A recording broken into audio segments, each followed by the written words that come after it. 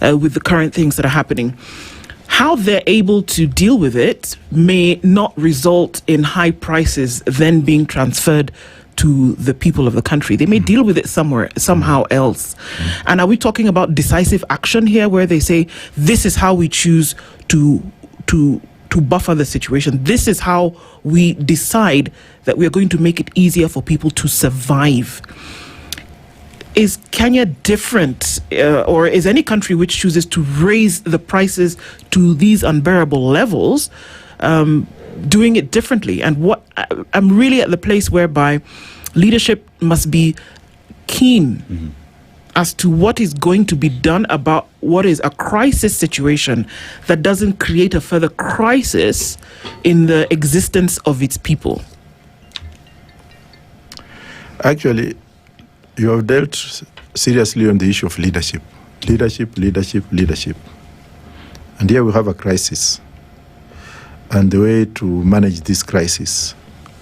Obviously, if you look into the so-called leadership that we have here, starting from the Kenyatta family, the Odinga family, the Moi family, and the Ruto family, you find out that they have interest in oil. The Uhuru owns the company that I'm not going to mention. The Railas have a stake in oil industry. The Rutos have a stake in oil industry. So is Moi.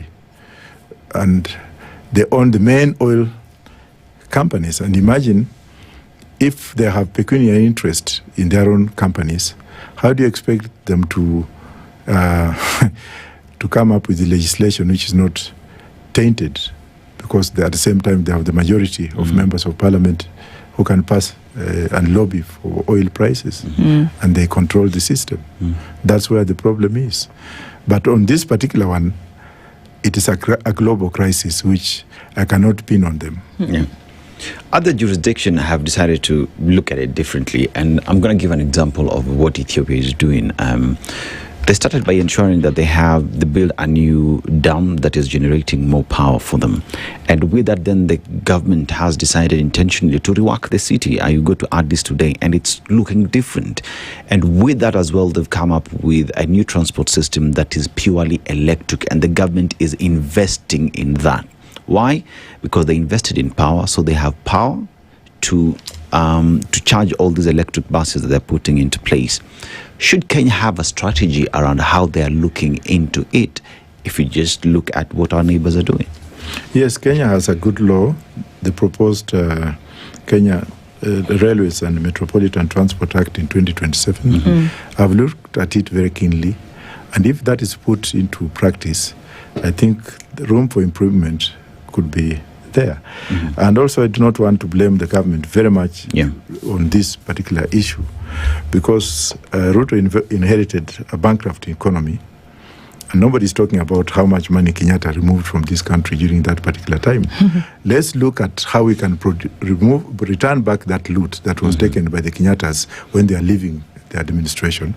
And let's also look at the loot that has been taken during Ruto's time, so that we can actually build up infrastructure and have a transportation system that works.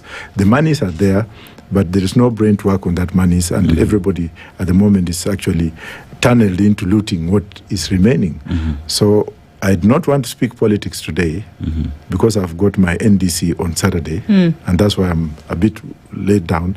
But we shall give our policies on that particular day. As we sit down here as Roots Party, are looking into a vibrant change of leadership in 2027, and we shall come in with the experiences we have from outside the world. We shall come in with policies, especially infrastructural policies that work, which we shall actually have a conversation with the Kenyans at large to see what is viable. For example, now, different areas in this country have different modes of transportation. If you go to the northern part of the country, obviously, we have traditional methods of transportation, like the donkey transportation, the camel transportation, and people walking, which is something that should be put under consideration. But our main aim is to stop people from coming into the city.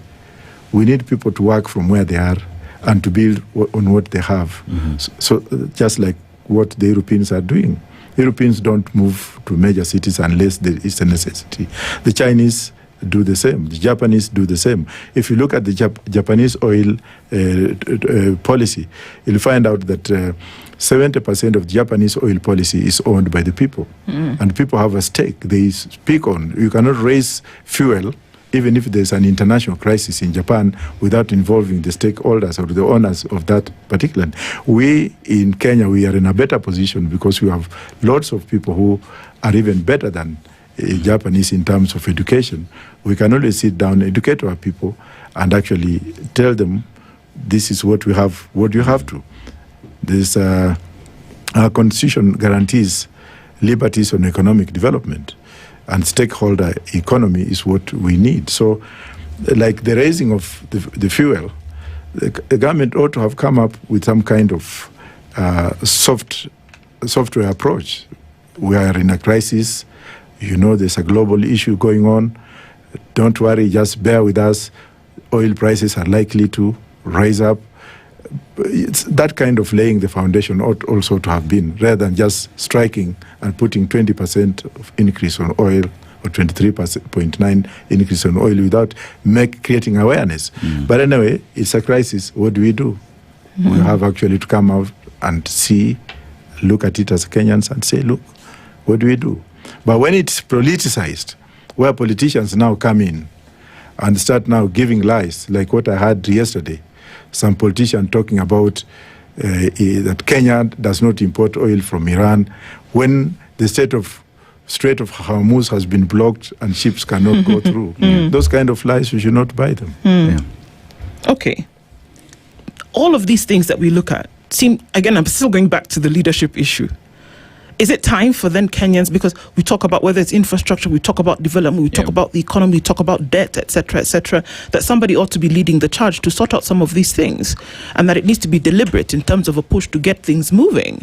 So is it then, almost clear to say that you then need to look towards leadership to change some of these things? If you want to change, have a change in leadership. Is it the formula that works? That's why I'm running for president. And that's why I'm going to be a benevolent dictator. Okay. And that's why I'm going to put those people who have messed up this country to where it is today to answer with special tribunals. And I'm actually not afraid to say that we shall hang some of these people. The crisis that the country finds itself in, like you've alluded to, you come to Nairobi, our transport system is different from what would be the same in what you'd find in the far-flung counties, right? That those who are still using donkeys. But in a country that is taking care of its people, should we look at a Kenyan policy when it comes to matters to do with transport, so that as we decongest Nairobi and we are expanding, say, Isiolo, for example, that we are taking parliament there, that the same transport system that Nairobi is enjoying is the same that people in Isiolo are enjoying, that there are no disparities because we are serving the people of Kenya. Should we have a Kenyan transport policy that caters for everybody? No. We should create Kenya into 8 regions, 8 states, 8 state regions. And each region should actually take care of its own policies depending on the needs of those people. I've just been in a place in Nigeria known as Akwa Ibom State.